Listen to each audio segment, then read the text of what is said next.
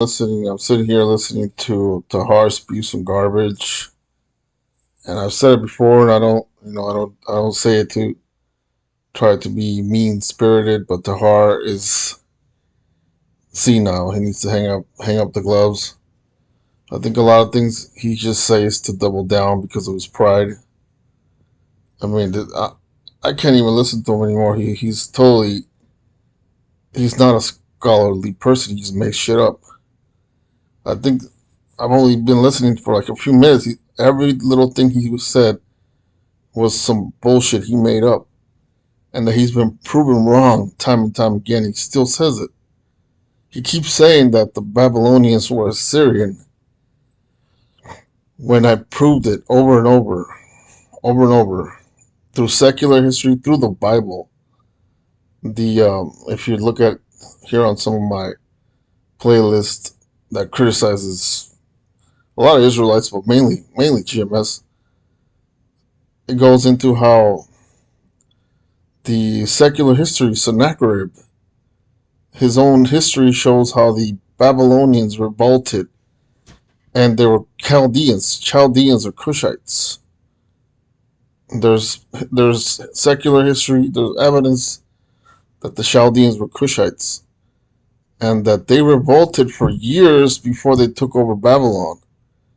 There's evidence of that in secular history in the Sennacherib, those cylinders. And then the Bible itself, in the book of Ezra, chapter 5, it says that Nebuchadnezzar, the king of Babylon, was a Chaldean, a Cushite. And there's even more evidence that I haven't brought out before. This I heard from a scholar probably like 15 years ago. Edomite blurted out, and I kind of like forgot about it, but I just remembered it recently how Isaiah, which Isaiah was before the Babylonians, Isaiah existed at the time of the Assyrians. Isaiah prophesied that the Cushites would come back into power. Here in Isaiah 18, it's better read in Spanish, but you can also understand it in English. Here in Isaiah 18, verse 2, he's talking about the Cushites, right? Ethiopia. And it says a people terrible from the beginning, which is Nimrod, after the flood, and after Isaiah, they were going to be terrible again. That was a clue, and I remember a scholar bringing that up. He said after, referring to the Babylonians in the future, after Isaiah. And let me bring it up in the King James.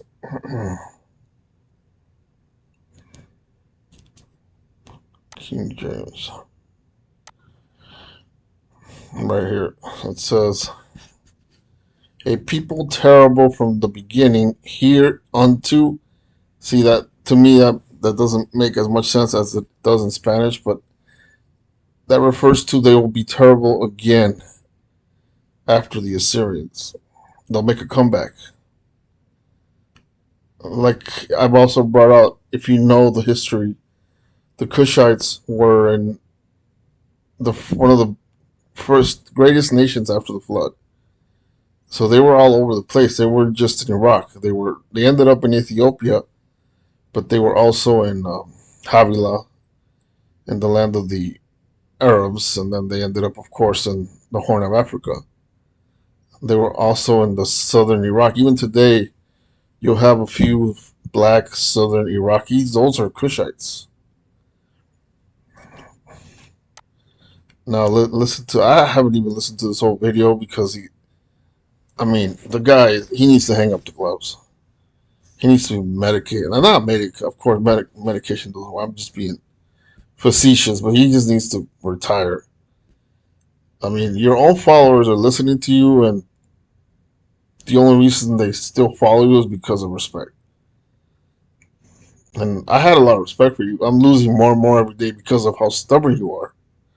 Let's listen to what Tahar says.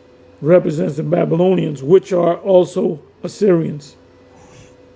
That's an extension of the Assyrian kingdom. The king of Babylon was an Assyrian. He wasn't a Cushite. Now the seven used to teach that Nimrod, I mean not Nimrod, Shut the fuck up, man. You're senile, man. I told you don't contradict me. I'll fucking embarrass you. When I bring something out, it's because I've done research for years. For years, I've done the research in the scriptures mainly, but secular history always proves me right.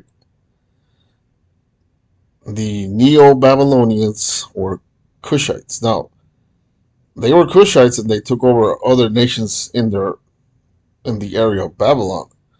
But the people ruling were Cushites. It would not make any sense at all to have Assyrians rule over a new empire. It would have just stayed as Assyria. Because even in the early times, you don't know any history. You don't know history.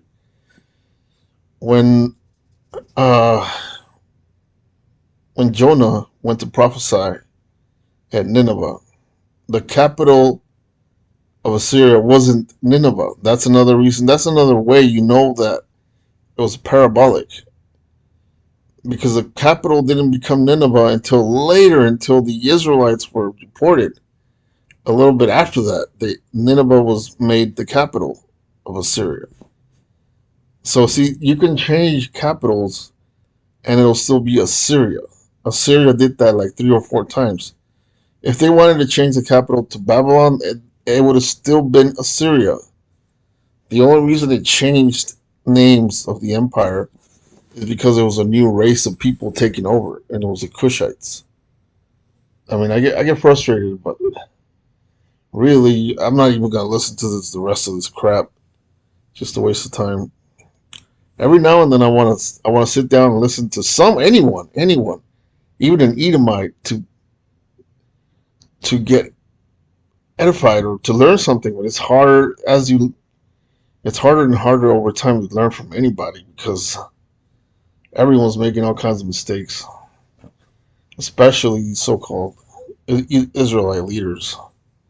They're just going on there making shit up because of their pride. They're doubling down on bullshit. Anyway, it was Tahar making shit up again.